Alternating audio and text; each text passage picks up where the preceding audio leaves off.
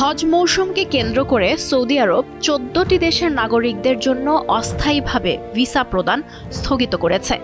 বেশ কিছু সূত্র জানিয়েছে, উমরাহ, ব্যবসা এবং পারিবারিক ভিসার উপর এই নিষেধাজ্ঞা প্রযোজ্য হবে। রোববার এক প্রতিবেদনে এ খবর নিশ্চিত করেছে দি নিউজ ইন্টারন্যাশনাল।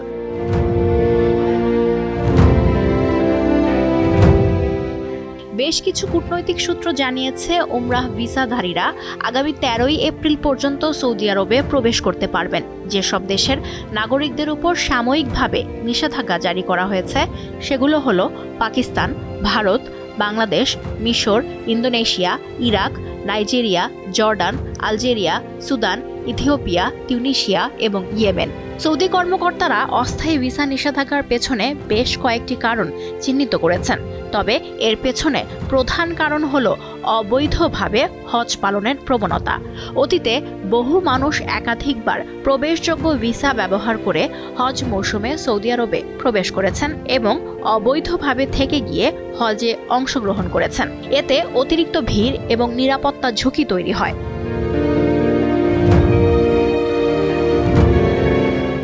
আরেকটি বড় কারণ হলো অবৈধ শ্রমিক হিসেবে কাজ করা। সৌদি কর্তৃপক্ষ জানিয়েছে, অনেকেই ব্যবসা বা পারিবারিক ভিসা নিয়ে সৌদিতে প্রবেশ করে নিয়ম ভেঙে কাজ করেন, যা শ্রমবাজারে বিশৃঙ্খলা সৃষ্টি করে।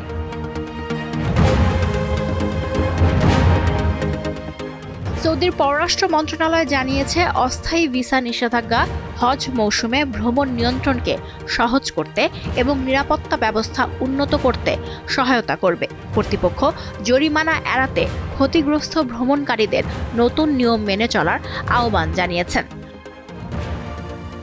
লুৎফা ফৌজিয়া, দীপ্ত, বার্তাকক্ষ।